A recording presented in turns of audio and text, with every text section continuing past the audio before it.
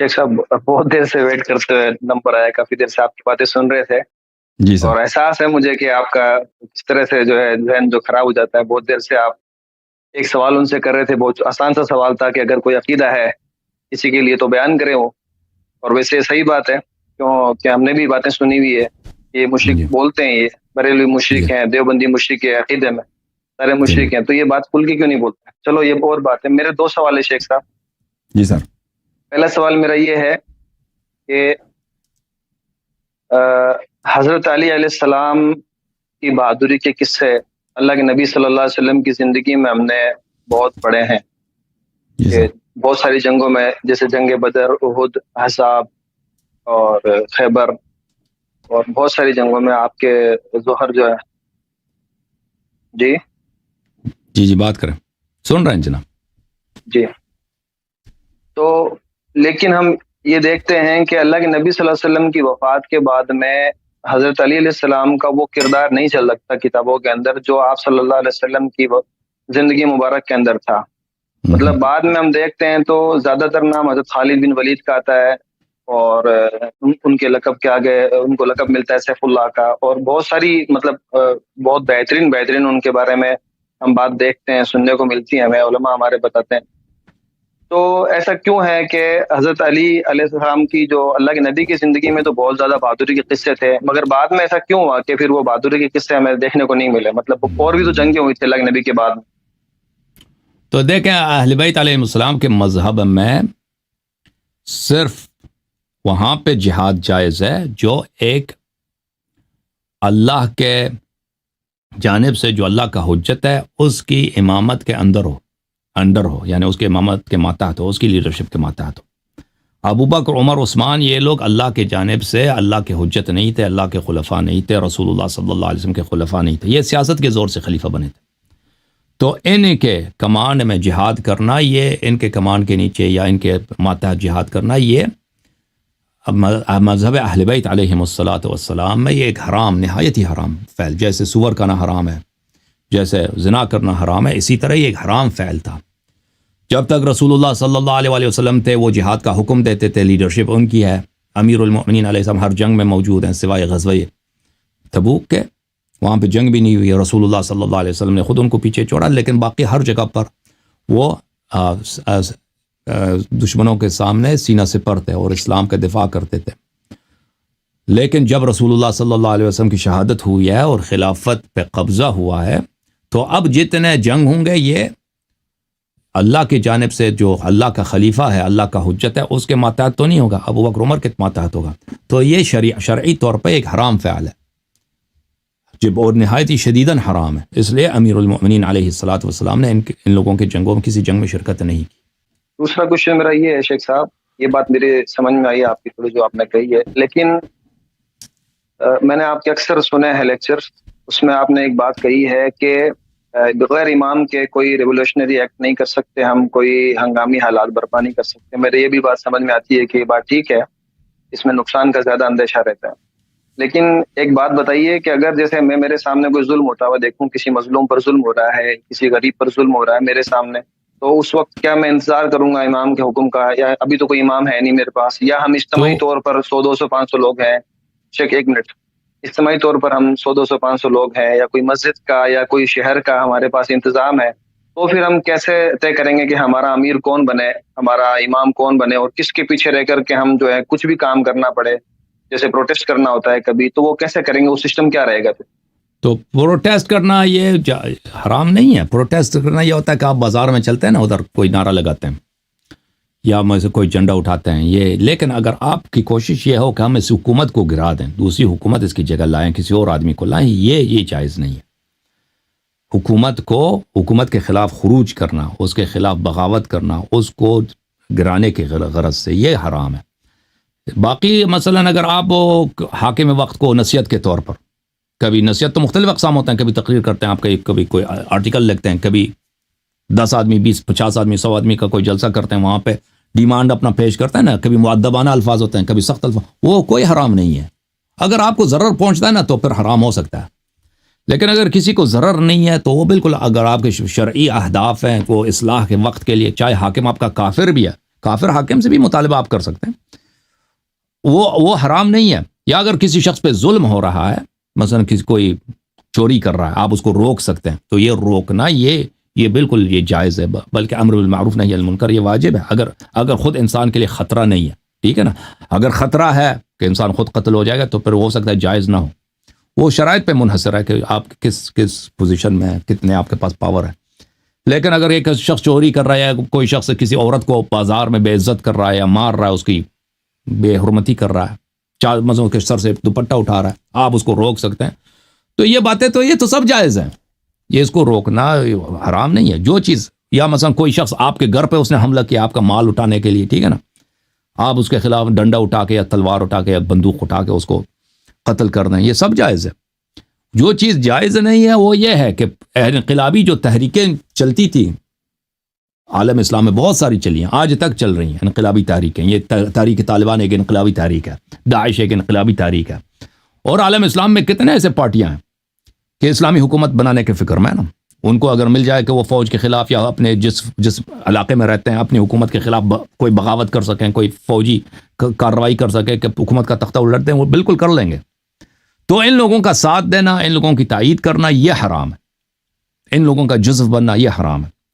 جی ہاں. باقی وہ کام جو آپ امر بالمعروف نہی عن المنکر، ظالم کے لیے ظالم سے دشمنی کرنا، مظلوم کی حمایت کرنا، یہ سب جائز ہے، بلکہ یہ اچھی بات ہے. تو اس کو ہم کیسے سمجھیں گے کہ اللہ سبحانہ و تعالیٰ نے تقریباً 1200 سالوں تک امام کو غائب رکھا؟ بالکل بالکل، اس کے سوا کوئی چارہ ہی نہیں ہے جی، اس کے سوا کوئی چارہ ہی نہیں ہے. یعنی آپ اگر قرآن کی طرف جائیں، حدیث کی طرف جائیں نا، قرآن و حدیث میں اسلامی حکومت کا کوئی ڈیٹیل نہیں ہے کہ اسلامی حکومت آپ کیسے بنائیں گے. ابھی آپ مثلا ایک چھوٹا سا حکومت ہے، کویت کی حکومت ہے، بہت چھوٹا مختصر ایک شہر ہے کویت.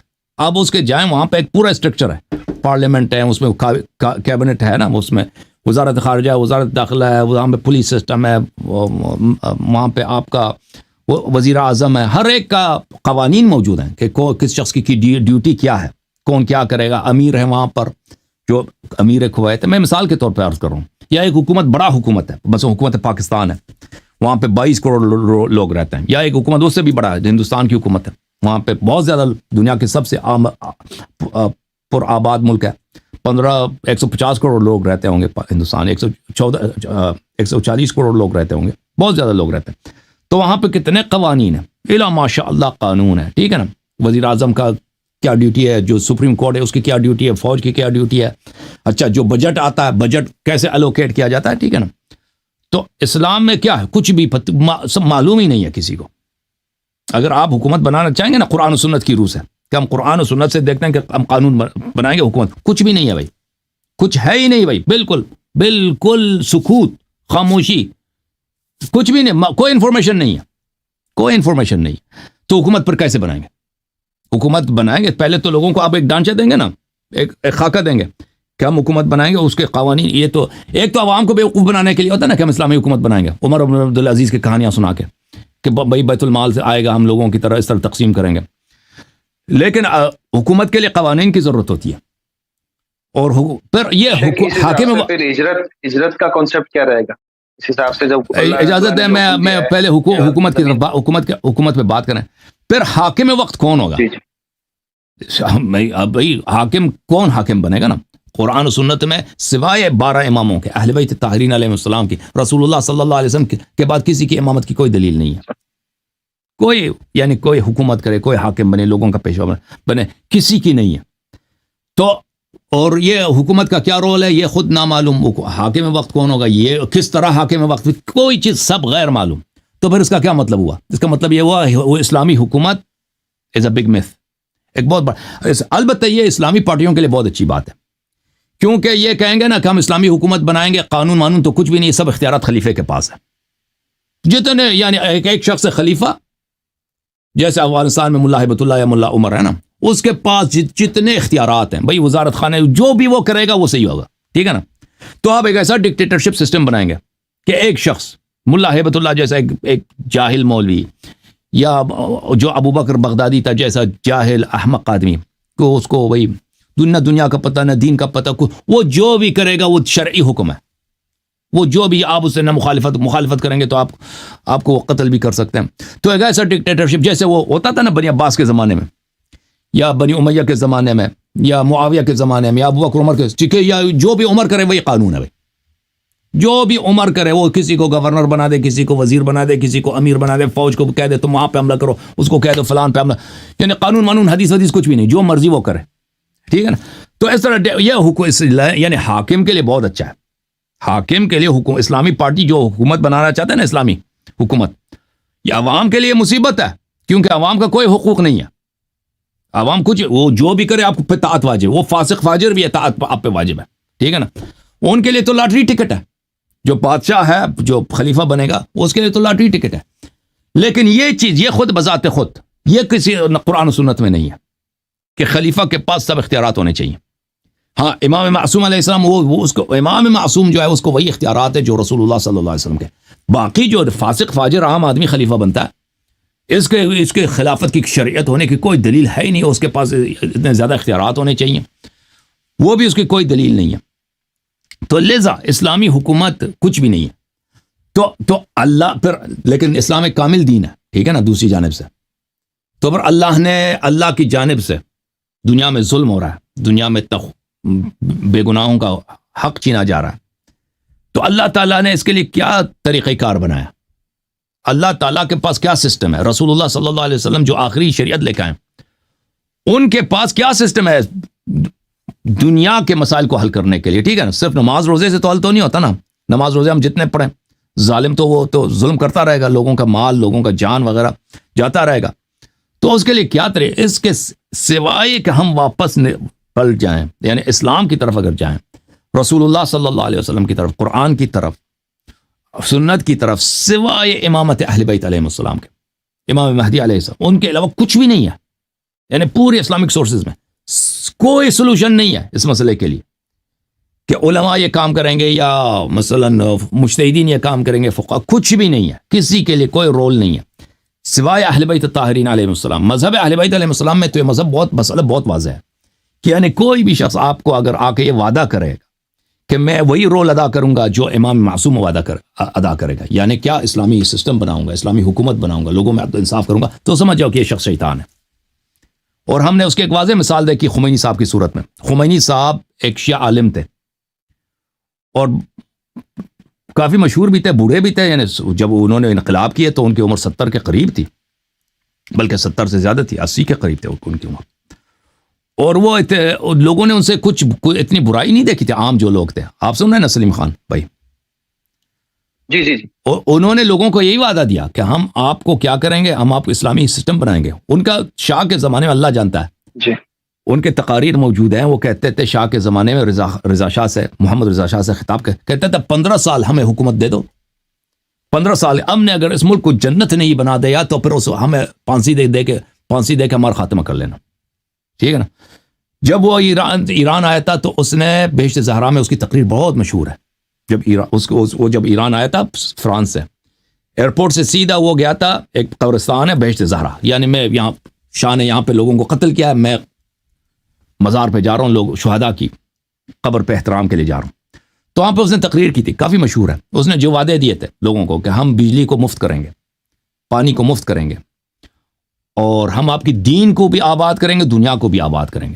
لوگوں اور بہت سارے وعدے دیے تھے کہ ہم یہاں پہ لوگ دنیا دیکھیں گے کہ یہاں پہ کیا اسلامی حکومت کیا چیز ہے, اسلامی نظام کیا چیز ہے. تو اب جو ہے یعنی آپ دنیا کے ایک کرپٹ ترین سسٹم جو ہے دنیا میں, جو سب سے جہاں پہ رشوت پاکستان سے کم نہیں ہے, جہاں پہ خیانت پاکستان سے کم نہیں ہے, وہ ایران کا سسٹم ہے. جہاں پہ لوگوں کے ساتھ اگر آپ پاکستانی ہیں تو آپ کے لیے آپ بس پہ جائیں گے ایک قیمت ہے, آپ پاکستانی ہیں نا, ایران چلے جائیں وہ ایرانی کے لیے دوسری قیمت ہے. آپ وہاں پہ روٹی خرید, ابھی ہم نے دیکھا سب جگہ پہ افغانیوں کو جو وہاں پہ روٹی بیچتے ہیں نا, روٹی کی دکان, افغانیوں کو روٹی بیچنا ممنوع کیا. اور آپ ہی کے ملک میں رہتے ہیں, قانونی طور پر روٹی نہیں بیچ سکتے یہ کوئی. تو یعنی ہر لحاظ سے ایک کہ ایران وہ ملک دنیا میں نمبر 4 ہے نیچرل ریسورسز میں. ایران آئل اور گیس میں دنیا میں نمبر 2 ہے, رشیا کے بعد نمبر 2 ہے دنیا میں گیس ڈپازٹس کی میں, اتنا زیادہ گیس ہے ایران کے پاس. آئل میں آئل اور گیس میں نمبر 4 ہے دنیا میں. اس کے علاوہ اس کے پاس کتنے زیادہ ریسورسز ہیں. اور ایران میں جو ہے دیکھیں آپ ایران کی جو مین پاور ہے, ہیومن ریسورسز, یہ مڈل ایسٹ میں ٹاپ ہے. یعنی سعودی عرب کے لوگ کو اگر آپ قیاس کریں, ایران کے لوگوں زمین آسمان کا فرق ہے. ایران کے لوگ بہت محنتی ہیں سعودی عرب کے مقابلے میں. ایران کے لوگ بہت ذہین ہیں, تعلیم میں بہت آگے ہیں. آپ امریکہ کے یہاں پہ کسی بھی یہاں پہ یونیورسٹی میں چلیں, بہت وہاں پہ آپ کو کئی ڈپارٹمنٹس کے ہیڈ ایرانی ملیں گے, کئی ڈپارٹمنٹس کے ہیڈ ایرانی پروفیسرز ملیں گے. یہاں پہ آپ کسی بھی ہاسپٹل میں چلے جائیں, وہاں پر بہت سارے اسپیشلسٹ ایرانی ہوں گے. یعنی ایک ایسا قوم ہے, بہت ذہین قوم, بہت ہی تعلیم یافتہ قوم. اور یہ سب شاہ کے زمانے سے نہیں کہ انقلاب کے بعد یہ ہوا, یعنی پہلے سے اس طرح تھے. خمینی صاحب کو یہ, اور خمینی صاحب کو جو حکومت ملی تھی 1979 میں, اس کے خزانے ڈالر سے مالا مال تھے. یعنی اس زمانے میں ایران کا جو گروتھ تھا 18% پر ایئر, 1960 سے لے کر 1978 تک اس کی 18% گروتھ ایوریج تھا. جی پی اے, اس کی جی پی اے جو ہے نا, گروس پروڈکٹ جو ہے اس کی اتنا زیادہ کہ دنیا میں اس کی مثال نہیں. اس کو ایران نے, خمینی صاحب نے کیا بالکل ایسا کولیپس کر دیا, بالکل ساقط کر دیا. اب ایران میں, دنیا میں ان ملکوں میں سے جہاں پہ سب سے زیادہ برین ڈرین ہے, جہاں پہ لوگ رہنا نہیں چاہتے. اب ایران میں نہ جنگ ہے, کچھ بھی نہیں ہے. اب یورپ میں چلے جائیں نا, جرمنی میں یا گریس میں, یا اتنے امیگرنٹ ہے ایران کے, سمجھ ہی نہیں آتا کہ بھائی اتنا امیر ملک, اس کے پاس اتنے نیچرل, اس کے کیوں اتنے امیگرنٹس ہیں. سب لوگ وہاں سے بھاگ رہے ہیں, وہاں سے نکل رہے ہیں, لوگ فقیر ہیں. اور پچھلے 36 سال میں دیکھیں, ابھی ورلڈ بینک کا ایک ڈیٹا آیا تھا کہ سعودی عرب میں پچھلے 36 سال میں 36 ایئرز میں انفلیشن صرف 50% رہی ہے. انفلیشن سعودی عرب میں 36 سال میں 50%, یعنی 1.5% پر ایئر, کچھ بھی نہیں ہے. ایران میں 150,000%, ایران میں 15,000% نہیں ہے, 150,000% پچھلے 36 سال میں. یعنی کیا وہاں اکانومی ہے ہی نہیں, یعنی بالکل بینکرپٹ ہے. تو دیکھیں, عرض یہی ہے کہ دنیا نے دیکھ لی, امتحان کر لی. مولویوں کی حکومت بھی, شیعہ مولوی نے بھی اپنا امتحان دے دیا, سنی مولوی نے بھی داعش کی صورت میں, طالبان کی صورت میں اپنی حکومت. یہ طالبان کی جو حکومت ہے واقعا اسلامی حکومت ہے, یعنی واقعا حنفی فقہ پہ مبنی ہے. یہ اگر آپ واقعا آپ چاہتے ہیں ایسا حکومت کسی کو مل جائے, میں نہیں سمجھتا کہ وہ کوئی بیوقوف ہوگا جو اس حکومت کو اپنے لیے کوئی نصب العین سمجھے گا. پاکستان کے لوگ کیا چاہتے ہیں, پاکستانی اکثر جو ہے طالبان کے حمایت کرتے ہیں. کتنے پاکستانی تیار ہیں کہ پاکستان میں یہ طالبان کی حکومت ہو؟ کوئی پاکستانی تیار نہیں ہے. حالانکہ پاکستان میں طالبان کی حمایت بہت زیادہ ہے کہ وہ اسلام کے لیے جہاد کیا, امریکہ کو شکست فلان اوکے, شکست دی, امریکہ کو شکست دی, اسلام کے لیے جہاد کی. آپ آ جائیں نا پاکستان میں بناتے ہیں, ملا ہیبت اللہ کو دے دو. اسی طرح آپ کے ملک میں تو مولوی بہت زیادہ ہیں, آپ کے لیے بھی اسلامی حکومت یہ بنا کے دے دیں, ٹھیک ہے نا. کوئی تیار نہیں ہے, کیونکہ یہ سب کو پتا ہے کہ ماڈل جو ہے یہ ایک عضو کا ہے, ایک جوک ہے اسلامی حکومت. جی سر بولیں. میں آپ کی اس بات سے متفق ہوں, سہمت ہوں اس بات سے آپ کی, کہ پچھلے کافی سالوں میں بہت ساری کوششیں ہوئی ہیں اسلامک قوانین کے تحت جو ہے ایک اسٹیٹ قائم کرنے کی, مگر وہ ساری کی ساری فیل ہوئی ہے. اور اللہ تبارک و تعالیٰ کا تو قرآن میں وعدہ ہے, لا تہنوا ولا تحزنوا وانتم الاعلون ان کنتم مؤمنین. تو یہ بات تو درست ہے کہ وہ پورے پرفیکٹ نہیں تھے, اسی لیے ان کو وہ کامیابی نہیں ملی جو اللہ سبحانہ و تعالیٰ جس کا وعدہ قرآن میں کر چکا ہے. لیکن شیخ اس حساب سے تو پھر ساری جگہ ہی کرپشن ہے, تو پھر ہجرت کا تو کانسیپٹ ختم ہو جائے گا. پھر آپ کس جگہ پھر ہجرت کرنے کے لیے مطلب انسان کو سوچے دیں گے؟ تو ہجرت وہاں کریں گے جہاں پہ دیکھیں گے, جہاں پہ آپ کو دین و ایمان اور جان کو خطرہ نہ ہو, تو آپ اسی جگہ پہ جائیں گے جہاں پہ آپ کی جان کو یا دین کو خطرہ نہیں ہے. رسول اللہ صلی اللہ علیہ وسلم نے لوگوں کو کہا حبشہ بھیجا تھا. حبشہ پہ وہاں پہ کوئی اسلامی حکومت توڑی تھی, وہاں پہ کرسچن کنگ کی حکومت تھی. مکے میں مشرکین تھے, مشرکین مسلمانوں کو مارتے تھے, قتل کرتے تھے. رسول اللہ صلی اللہ علیہ وسلم نے فرمایا کہ جاؤ ادھر حبشہ چلے جاؤ, ایتھیوپیا چلے جاؤ, ٹھیک ہے نا. ہجرت وہی ہجرت. ابھی آپ فرض کریں کہ ہندوستان میں اگر ہندو حضرات آپ کو قتل کرتے ہیں ایک شہر میں, مثلا وہاں پہ حالات بہت خراب ہے, دہلی میں بہتر ہے, تو آپ دہلی چلے جائیں گے نا, ہجرت کریں گے. وہ یا مثلا ہندوستان کے سب حالات خراب ہو جائیں, بنگلہ دیش بہتر ہے, وہاں پہ آپ کو کوئی تنگ نہیں کرتا, آپ بنگلہ دیش چلیں یا تائی لینڈ چلیں یا امریکہ چلیں, ٹھیک ہے نا. ہجرت تو الم تہاجروا ان ارض اللہ واسعہ الم تہاجروا فیہا, قرآن یہ فرماتا ہے کہ زمین بہت بڑی ہے, ان ارض واسعہ، زمین بہت وسیع ہے، اس میں آپ نے کیوں ہجرت نہیں کی؟ اللہ تعالیٰ آپ سے پوچھے گا روز قیامت. اگر آپ ایک جگہ پہ دین پہ عمل نہیں کر سکے تو دوسری کی جگہ چلے جائیں. یہ تو اب بھی دنیا، اگرچہ دنیا بہت انٹر ریلیٹڈ ہو گئی ہے، لیکن اب بھی دنیا میں اس طرح کہ اگر ایک جگہ انسان کو مشکل ہے تو دوسرے ملک میں وہ جا سکتا ہے جہاں پہ اس کو وہ مشکلات نہیں ہوں گے. جی یہ اللہ کا شکر ہے، یہاں پر ایسا ہمارے ساتھ ایسا کچھ ہے نہیں، جیسا مطلب کئی جگہوں پر ہوتا ہے ایسا، ہندوستان میں کئی جگہوں پر ہوتا ہے، لیکن ہمارے ساتھ، میں جس ایریا میں رہتا ہوں اس ایریا میں مجھے تکلیف نہیں ہے، مجھے میرے دین کی وجہ سے کوئی وہ نہیں ہے معاملہ کہ میں کچھ مطلب عزت کی بات کروں. میں ایک جنرل سوال آپ سے کر رہا ہوں شیخ، کیونکہ بہت سارے لوگوں کے سوال ہوتے ہیں، میرے سوالوں کے ساتھ بہت سارے لوگوں کے سوال جڑے ہوئے رہتے ہیں. یہ آپ کی گفتگو بہت سارے لوگ سنیں گے، ان کو بھی رہنمائی ملے گی اس چیز سے. نہیں، صحیح فرما رہے ہیں. میں میرا اشارہ آپ کی طرف نہیں تھا. یہ دیکھیں، ہجرت یہ نہیں کہ صرف آپ اسلامی ملک میں ہجرت کر سکتے ہیں نا. ہجرت وہ جہاں پہ آپ کو امن ملے گا وہاں ہجرت کریں گے، چاہے وہ مشرکین کا ملک ہو یا کفار کا ملک ہو. جیسے رسول اللہ صلی اللہ علیہ وسلم نے بہت سارے اصحاب کو حبشہ بھیجا تھا. جی ہاں شیخ، بہت بہت شکریہ آپ کا، آپ نے بہت تحمل سے جواب دیا. اللہ سبحانہ وتعالیٰ آپ کو بنائے رکھے. اللہ آپ کو بہت عزت دے دے. تھینک یو سر، بہت مہربانی، بہت مہربانی.